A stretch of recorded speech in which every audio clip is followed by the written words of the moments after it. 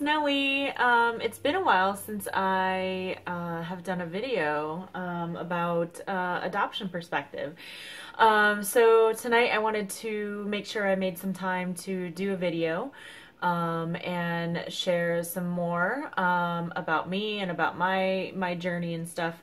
So as you know, we've been very busy trying to get things ready for the big move. So every day I've been trying to pack things along the way, at least do like a box a day, so it's not so cumbersome right at the end. But yeah, so today's video I wanted to do kind of sharing with you all what makes me me. So I'm not sure if any of you are familiar with the DNA testing, that there's many different kits and different sites and stuff that will do it. So there's what is it? Ancestry.com has one. I think there's one maybe through like the Human Genome Project or something like that. I don't know.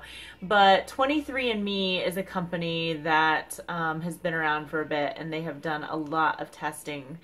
And actually, I'm a part of a couple of groups on Facebook for Korean adoptees. And one of somebody who is an adoptee has worked with the company. I don't really know his connection exactly, but what I do know is that he has been able to provide free testing kits to Korean adoptees, which is awesome. So I took him up on the offer of getting a free DNA testing kit, and so it came in the mail. Again, the company is 23andMe that that we use for this. And so it was a little box, it was a little kit, and in it was a little vial that you spit into. So I had to spit, seal it, and mix it with the stuff, and then I sent it away. So my DNA was going through the mail. Then I got notification that they had received it, and then you log on to their website, and once they process it and stuff, then you are able to have access to your reports. So the cool thing with this is that there's a lot to this. They actually do a lot of studies with the information, but the things that they can figure out from your DNA is bizarre, and that there's certain things. So I don't know if any of you have heard that Asians don't need to wear deodorant. Growing up, I only wore deodorant because it was like a social norm that I thought I had to. And then there was a point where I decided, or, I went without it, and I'm like, wait, I don't need deodorant. And so I stopped wearing it. So I do not buy deodorant. I don't wear it. I don't need it. And that is something unique that I have discovered amongst like the Korean community, and people were like, yeah, we don't need it, we don't use it. Doesn't mean that we don't sweat necessarily, but we don't have body odor like other people do. So that's one thing that can be figured out by your genes. Another thing that I learned is that your earwax is determined by your genes, and I have the gene that is most likely to have dry earwax, and which is true because like the girls in Herschel, they always have to clean their ears out, and like I never do. So it's really weird like what genetic code is in your genes to figure out these weird things. But anyway, I kind of sidetracked there. But so I got my report. I did my report online, got it online, because one of the biggest questions as an adoptee, because I don't have any really history of my birth parents or anything, of, am I really Korean? Was my dad maybe Caucasian? Was I maybe like a GI baby? Like, was I half? Was I, what was I? And because I had Chinese people growing up when I was telling me that I looked Chinese. I had other people saying, oh no, you're Korean, right? And then other people, of course, the more ignorant comments or, Chinese, Japanese, any of that, no. So it's always been a big question. Now that I took the DNA test, it is no longer a question. So my results, I am 100% Noelle Wilson. I am 99.9% East Asian and Native American. I am less than 1% European, less than 1% Sub-Saharan African, and less than 1% unknown. So 99.9% East Asian. That's pretty darn close. So then it goes down and breaks that down even more. So East Asian makes up 99.8%, and broadly East Asian and Native American makes up less than 1%. So how the East Asian is broken down, I am 7.4% broadly East Asian. I am 0.5% Mongolian. I am 9.3% Chinese, 21.7% Japanese. So, folks, that leaves the remainder of 60.8% Korean. So, without a doubt, genetically, my genes, I am Korean. Majorly Korean. I was actually surprised that I am almost 22% Japanese.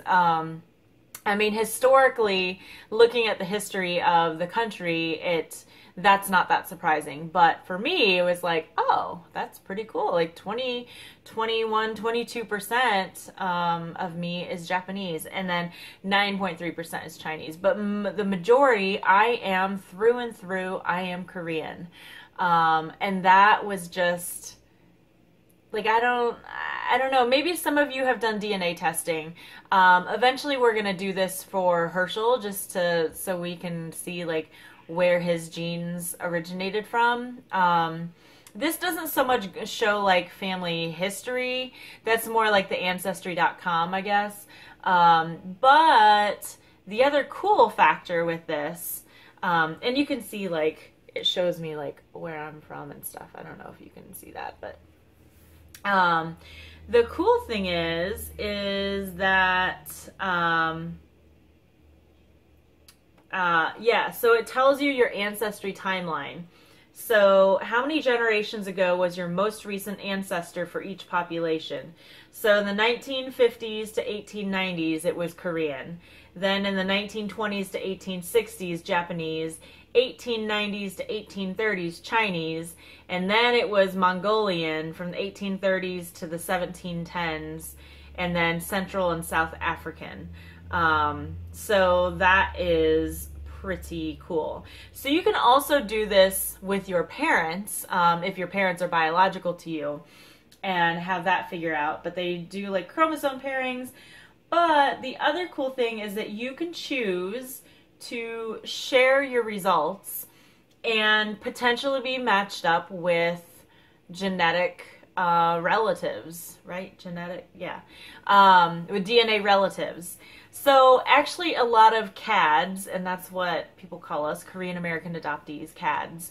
Actually a lot of CADs have found relatives through this way. And there have been actual reunions between adoptee and their biological family because of DNA testing, which is amazing. That's not necessarily a hope that I hold on to by anything, but I think that is a really cool thing. Do you want to know the really, really cool thing, though? So like I said, you can choose to share your results, and you can find people that you are blood related to. And as an adoptee, there's nothing like that in the world. I mean, obviously, like, now I have blood relatives because I have my own flesh and blood in those 3 crazy girls. But it's different because my family, like my parents, siblings, all of that, I have no connection to anybody, or I've never felt that I've had any connection to anyone until I did my DNA testing. So I was going on there, I was searching, looking for people that I knew, found a, like, 5th cousin, He is also an adoptee, and he lives in Vermont. So we have connected over Facebook, and we've kind of talked a little bit. Because this is also, it also is able to tell you like what part of Korea like you originate from. So I've been able to do that. So we originated from the same province. It's bedtime. You're supposed to be in bed. And you have no shirt on, so you can't be in this video. So, good night. Good night. Good night. Zara. Good night. Zara. Hang on. Yeah. So anyway, where was I? So yeah, so I connected with like a fifth cousin who lives in Vermont. He's also an adoptee. We're both from the same region, down in southern South Korea.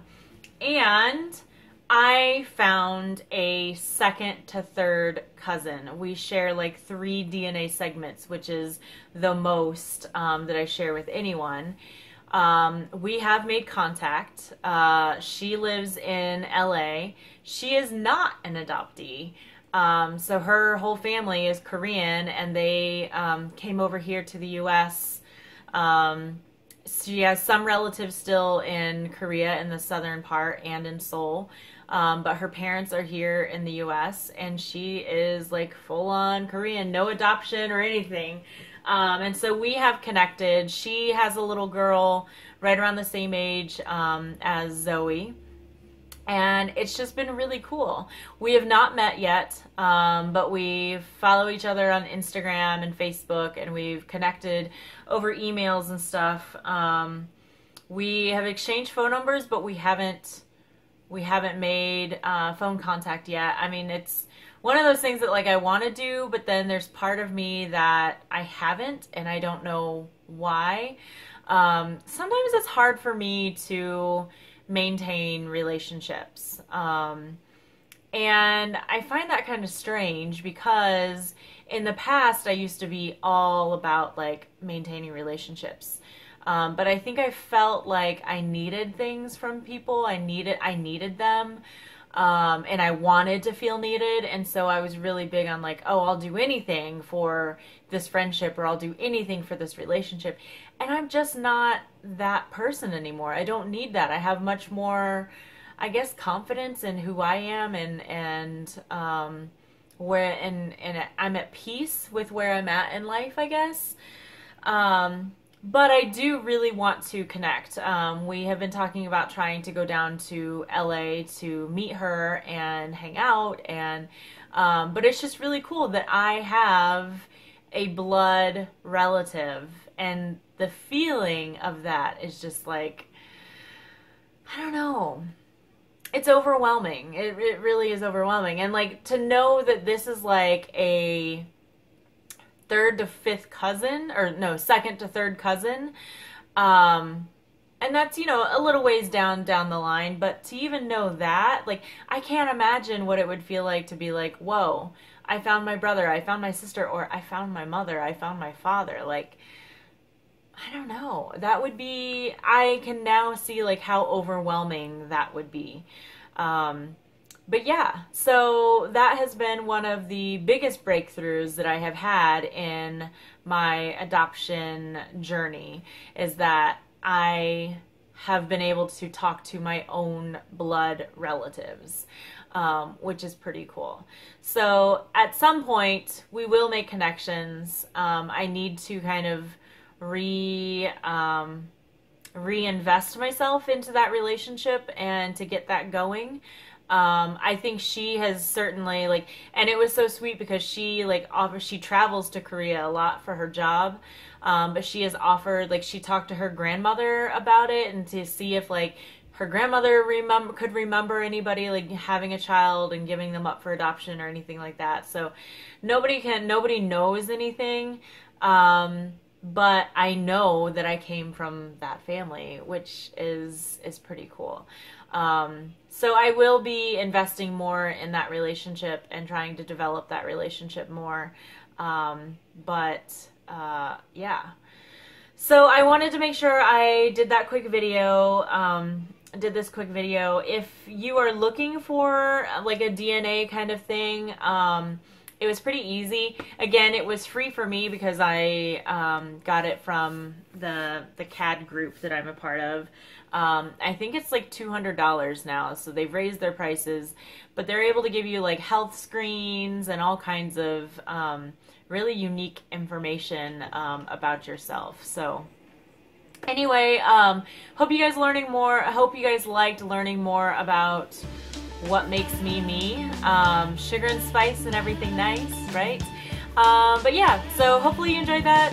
Feel free to comment below, ask me questions. You know I'm an open book when it comes to adoption stuff.